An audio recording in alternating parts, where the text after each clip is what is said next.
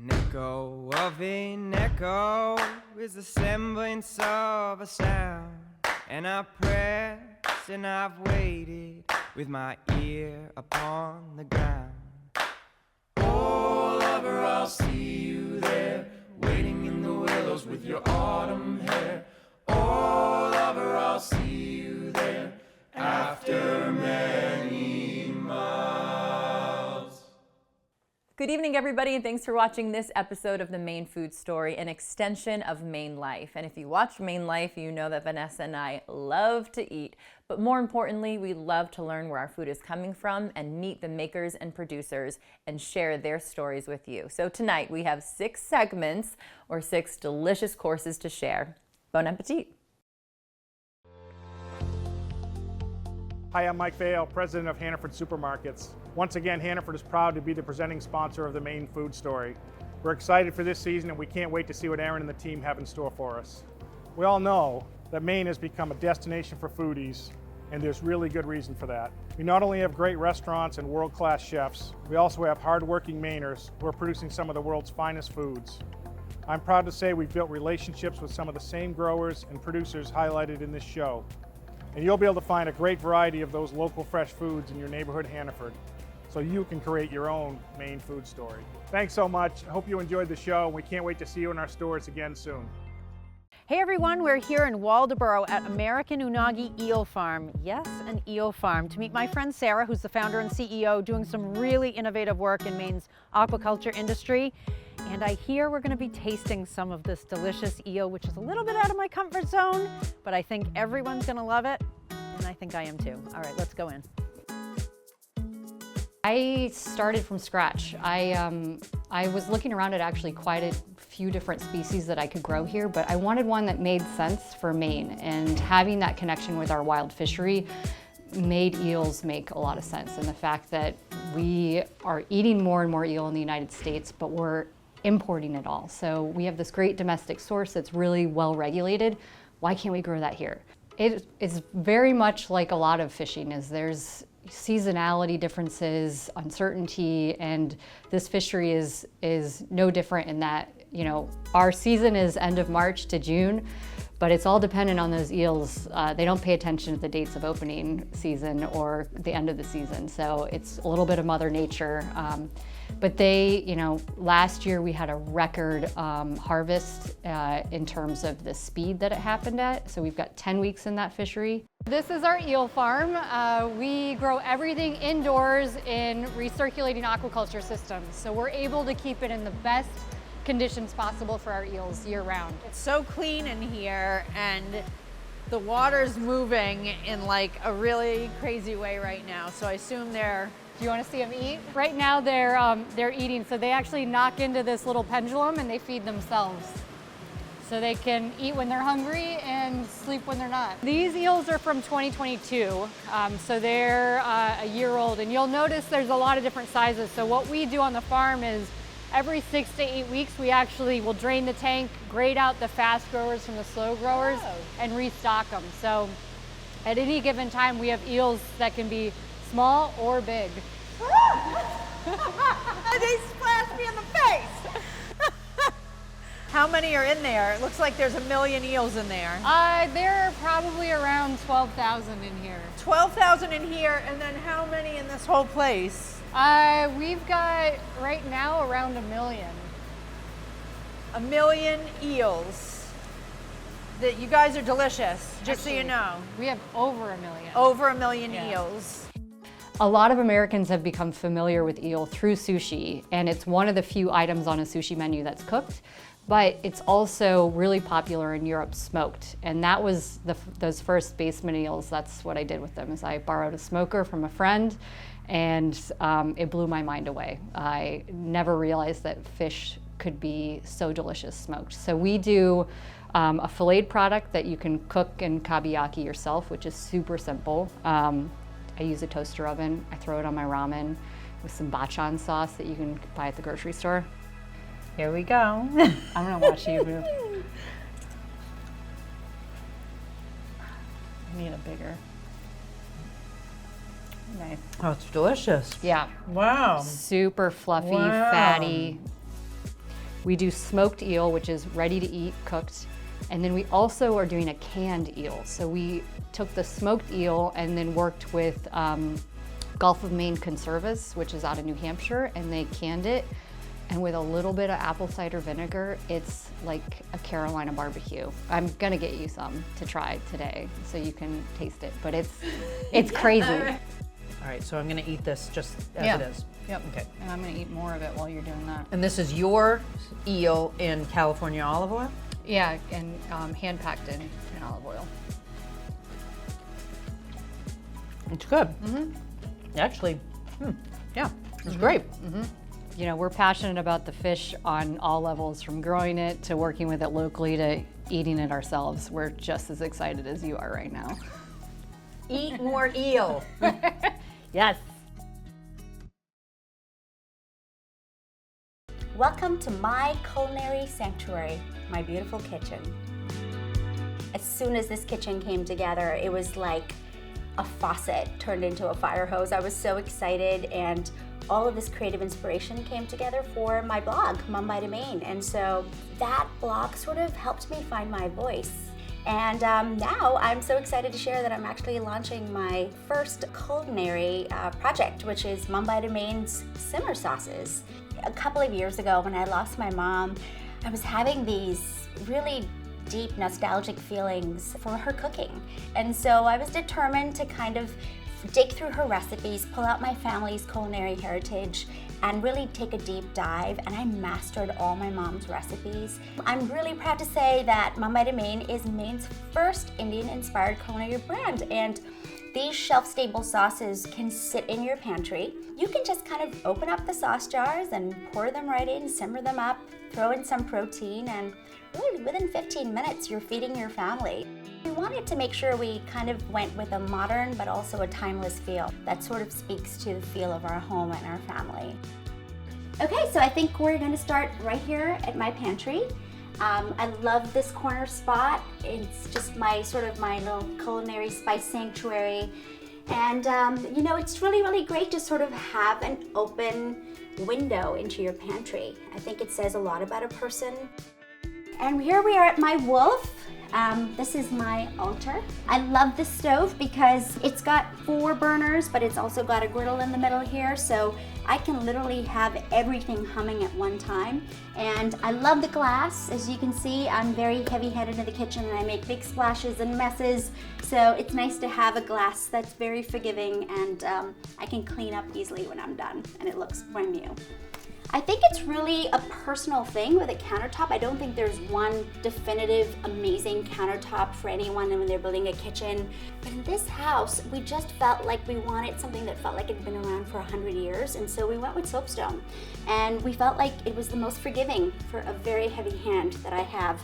And of course, here's where I spend the other third of my life, I would say, doing dishes. I'm so in love with this sink. It is a beautiful porcelain 42-inch sink.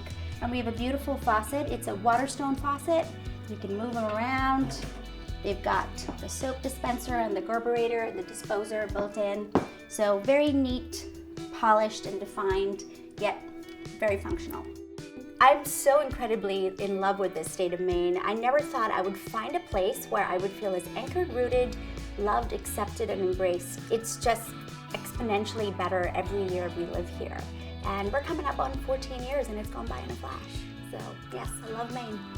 Thanks for staying here with me and sharing this time in my kitchen. I hope you visit my blog, mumbaitomaine.com. You can listen to podcasts on wonderful Maine tastemaker stories, check out my recipes, also purchase my simmer sauces pretty soon, coming from my heart, in my home, into yours.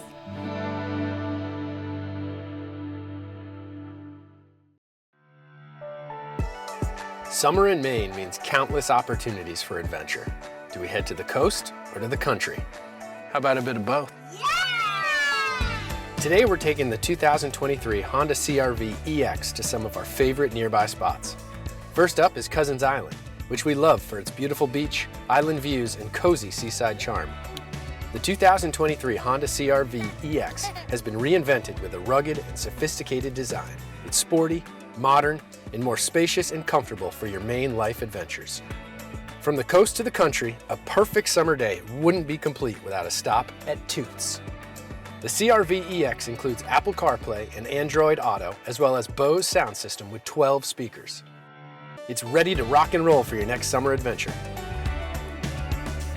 Get your new 2023 CR-V EX at any of your Maine Honda dealers.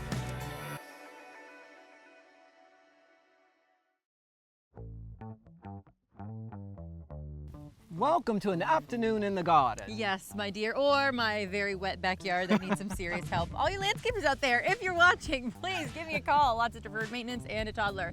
That keeps me really busy, but right now I'm pretending That was a good plug. Right now we are having an afternoon in the garden, which we found on the Maine, or you found on the Maine Spirits app. So my friend, tell us how to make it. The recipe to the afternoon in the garden is 1.5 ounces of gin, 1 ounce elderflower liqueur, 2 ounces club soda, 2 ounces grapefruit juice. Stir briefly with a long cocktail spoon and garnish with the grapefruit wheel and a sprig of fresh rosemary. What a refreshing drink, beautiful color, and this is what we call an afternoon in the garden. Thanks for stopping by. Cheers. Cheers.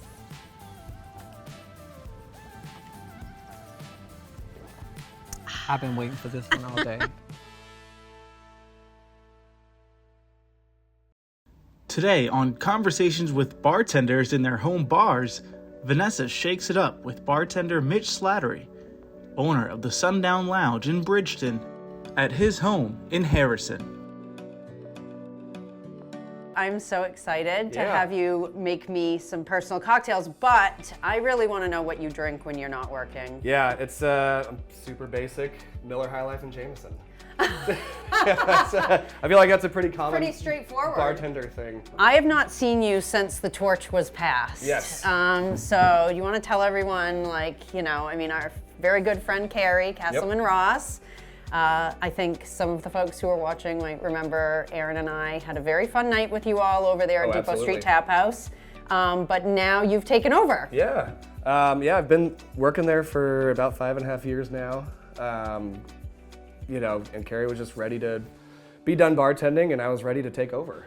You know, I feel super lucky to have started bartending there. Yeah. I had the freedom to kind of mess around with things, do whatever I wanted, and kind of learn how to make all the cocktails. And that just kind of led to my obsession with cocktails. So that is literally where you got your start making absolutely. cocktails. Yeah. Oh wow, I I'd never didn't bartended realize before, that. And after I started, I just kind of got obsessed. I read everything I possibly could. Got like 30 different cocktail books upstairs. Wow. Yeah. The bar has a new name, Yes, so it does. the torch has been passed. Yep. Sundown Lounge, Bridgeton, Maine. And where does the name come from? What's the inspiration there? It's well, we always kind of wanted to call it a lounge. Just that's more of what it is. Just kind of a low-key bar, little neighborhood pub style thing. Nice. Everyone comes and hangs out. We have little bites of food, but nothing crazy. Yeah. So we just kind of wanted a name that explains to people what we are. Nice. Yeah, it took us a while to figure out Sundown. We just kept throwing things out there, and Ivory finally said, "What about Sundown Lounge?" And it just kind of like, "Yep, that's it." Okay, but Yeah. you're still open at 4 o'clock in the afternoon, right? During the summer when the sun's still up. I just want to be able to, you know, dive into happy hour. Right? Okay. Yes, we're still opening at 4. All right. So you're going to show us one of these that you're working on for this summer? Absolutely. Okay. This is actually an old one that I'm bringing back. Islands in the Stream. It's basically a pina colada, but we spice it up with this green chartreuse, one of my favorite of all time liqueurs. First off, we start with toasted coconut rum. Yes. Yeah. Toasted coconut rum. Yes. Okay. So we make this in-house. Oh. So this is almost like a tiki-inspired cocktail. It is, I yeah. mean, yeah. I don't drink a lot of rum drinks just because they're kind of too sweet for me. Yeah. But the green chartreuse really kind of livens it up a little bit. Yeah, for sure. Nice. And there you go. Yes. Islands in the Stream. You gonna serenade me or no? No. Okay. No.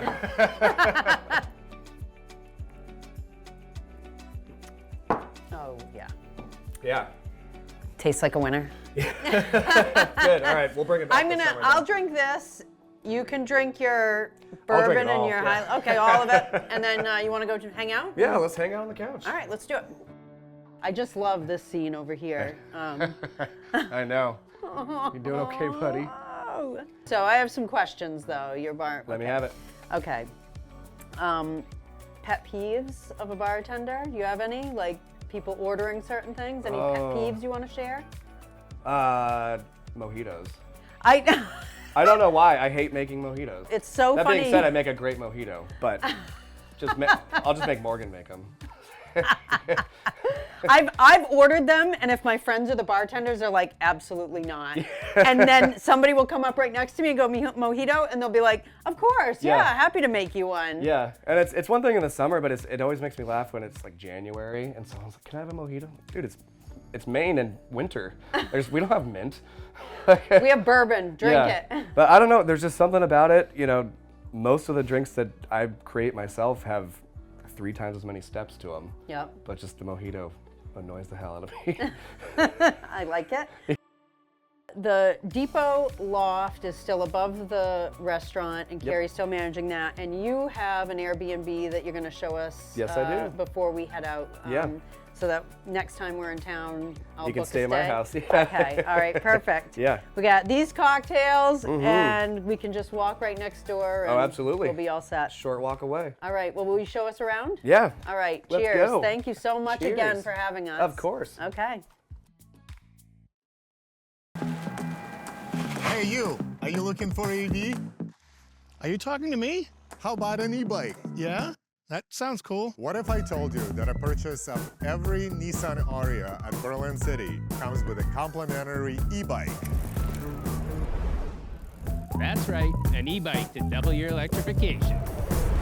Where are these words coming from?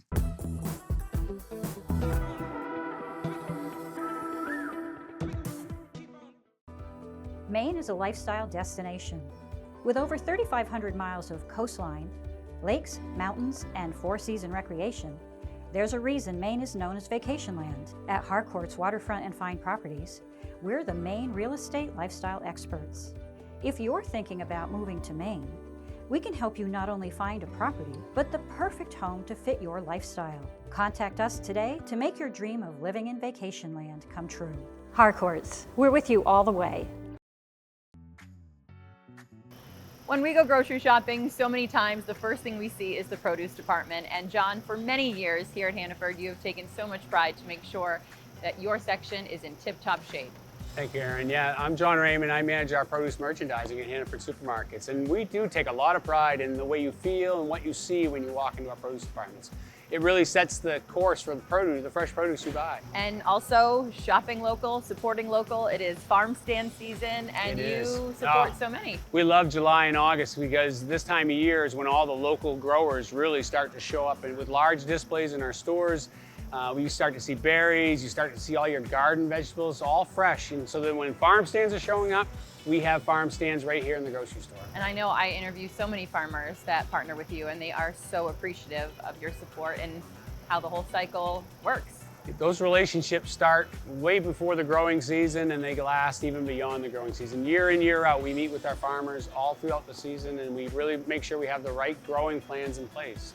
And even though some people might not know this is all year round. I mean, we've got the backyard farms. It is. We have a lot of local produce. And though we partner with 30 growers locally in season, all year long we have vendors, local vendors that we're proud of doing business with, like Backyard Farms in Madison, Maine. They do such a great job of providing us tomatoes just picked hours before they get to our DC. So less food miles, it's not being shipped from Mexico or Florida or California. It's right grown right here in Maine. And lettuce too. Yeah, we have a lot of local growers of lettuce, like Springworks and Leaf Farms in New Hampshire and Little Leaf in Massachusetts. They're just hours from our DCs. Well, we are going to do a little shopping and take some of this great produce, and Doreen's going to meet me at the house to, again, teach me some new recipes and talk canning. Awesome. Sounds like you're going to have a good time. Thank you. Yes. It was so great to meet John. Chef, good to see you again. Excited for your new recipe to share with us. Yeah, so taking those fresh vegetables, this is a dish that is really great to bring the kids into the kitchen, the whole family will enjoy it. It's a stuffed mixed vegetable. So quick stuffing of onions and rice. I'm using fresh zucchini as well as eggplant and bell peppers. And when you're hollowing those out, you want to be able to save those insides. So you can chop it up, add it to the stuffing. It's more vegetables for them. They don't know they're eating it. And we're just gonna take these, place them in our casserole dish with a little bit of tomato sauce, bake it in the oven for about an hour till they're nice and tender. You have a great veggie forward dish. The kids will love it, the family will love it. Looks good to me. All right, how about option number 2? Yep, another quick dish using fresh vegetables. All I've done is toss these with some olive oil, fresh garlic and parsley, roast them at a high heat, about 450 or so for 30 minutes. And it's just like savory, flavorful, a great way to eat your veggies. On this segment, we're also talking about preserving the season, looking at these veggies as well as the berries. If somebody gives me homemade jam in the wintertime as a gift, I am so excited. Yes, it's just a great way of taking those flavors and enjoying them year round. Canning is simple and it's fun too, another family activity you can do. The biggest thing you want to do is make sure you're prepped beforehand. The canning process can go pretty quickly and you want to make sure you keep your jars hot and clean. Use boiling water to rinse out the jars and the lids. You want to make sure everything's sanitary. So have your salsa made, have your jam made, have the green beans ready to go, and that will make the process a lot smoother. It'll remind you of those warm summer days. Exactly. So good. So whether you're preserving the season or cooking and eating for now, you can find more inspiration on Hannaford.com.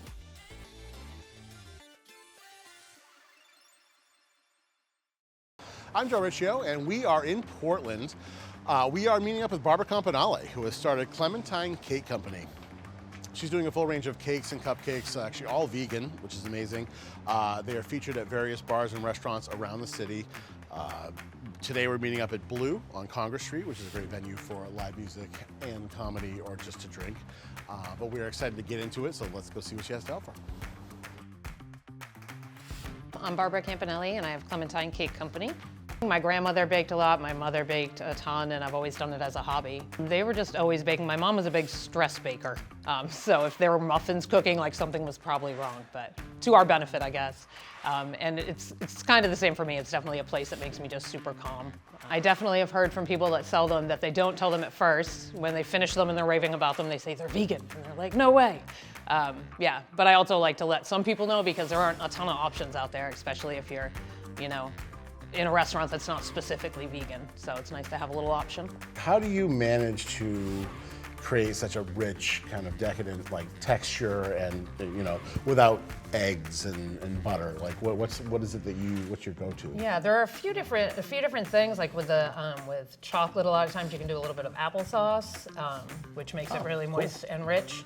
I use a lot of aquafaba, which is the juice from chickpeas. Oh, nice. And it actually acts a lot like egg whites. Yep. So like this Swiss meringue is made with that. Really? Yeah, and it really. I had no idea you could make a meringue with know. chickpea. Yeah, that's. Who knew? So yeah, there are different things depending on the cake. I can use flaxseed as an egg replacement, and flaxseed some I things knew that are a about, little nuttier, but yeah. This is the one this is actually the cupcake that, the first thing you made for me from your whole spread, and I was like eating it. And also my girlfriend was eating it, and we were like, this is absolutely delicious. And I was texting you about how delicious it was, and you're like, yeah, not bad for vegan. And I was like, I have no idea. So if people actually are looking to buy their friends a round of cupcakes or a round of slices of cake, where are you currently featured? Currently at Blue, we're at the end now. We've got stuff at Brewski's and at the Downtown Lounge. All in Portland. All in Portland. Presently. Yep. Yeah. But if you want, people who are interested outside of Portland, yep, they should hit you up. Yeah. Yes, definitely. I'm on Instagram, Clementine so Cake Company. So yeah, you heard about it first here. So thank you. Thank you.